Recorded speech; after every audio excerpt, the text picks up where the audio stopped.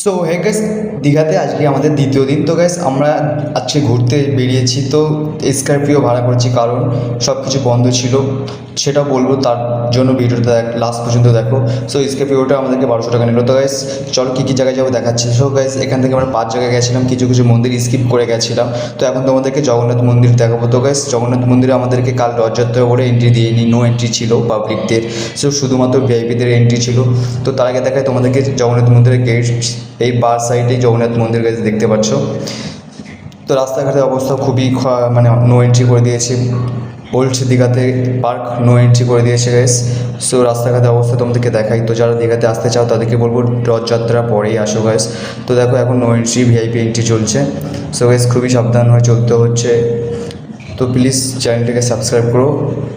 আর কী কী জায়গাতে ঘুরতে গেছিলাম সেগুলো নেক্সট ভিডিওতে দেখাবো। তো ততক্ষণই চ্যানেলের সাথে থাকো।